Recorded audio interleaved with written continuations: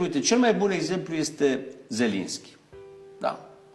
Ca să înțeleagă oamenii cum a fost creat COVID-ul, după aia a fost creat războiul, după care a fost imediat creat Zelinski. Da? Cel mai mare luptător de pe planetă.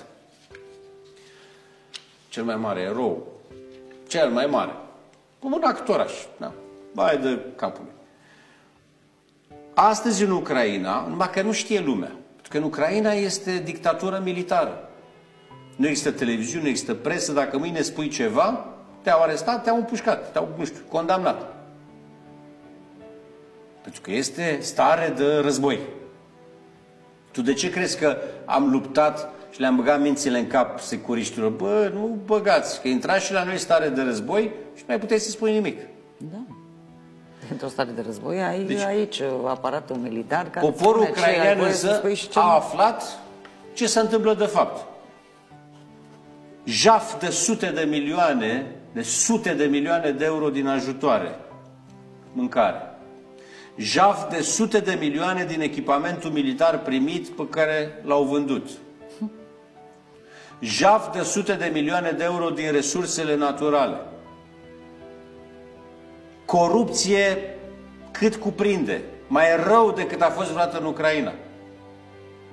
Și oamenilor li s-a spus tot timpul și au fost păcăți. Stai, lume, mâine câștigăm, gata, acum rușii să fie ploi, gata, în 2 zile mergem și rupem.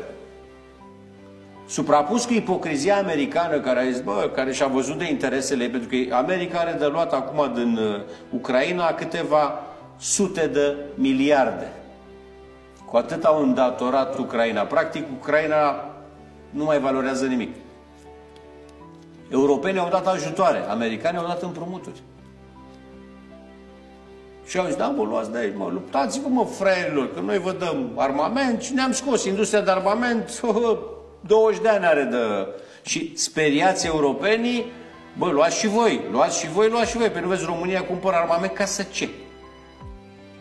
Cu cine să ne batem în Europa? Că n-ai cu cine.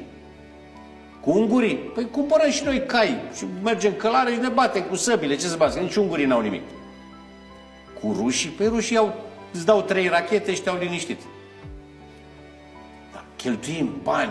Deci de miliarde de euro trebuie să cheltuim ca să ne înarmăm. Pentru ce? E pericolul mare. Uite ce face Rusia. Da? Și americanii acum ușor. Să știi că în presa americană nu prea mai există subiectul Ucraina. Și nici banii pentru Ucraina. Și atunci ușor ea se dau la o parte că și-au făcut planul. Ăștia rămân vai de capul lor.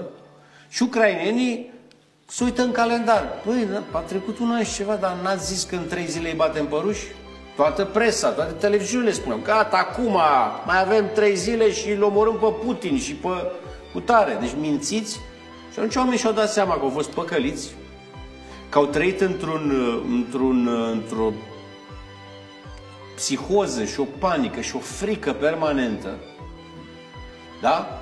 Că nu există nicio speranță, nicio rază a soarelui să zici că, să spună gata, de poimine o ducem bine, au sărăcit și au pierdut business-urile, între timp șmecherii și-au făcut banii, au furat, au ciordit sute și sute de milioane și au început să le afle, că au început să apară, uite, pe blogul ăla, cam așa e la nivelul ucraineni, n-au Nașu TV, că le-au închis pe toate. Dar au început să răsufle. Cam asta e atmosfera. Și o să vezi tu, cum am spus eu, am spus acum 2 săptămâni că nu prinde 2 luni asta. Și omenirea va descoperi așa siderată că marea poveste a lui Zelinski a fost un flaps. O mare minciună ca și COVID-ul. E pe același scenariu creat, pe aceleași povești, pe același narativ.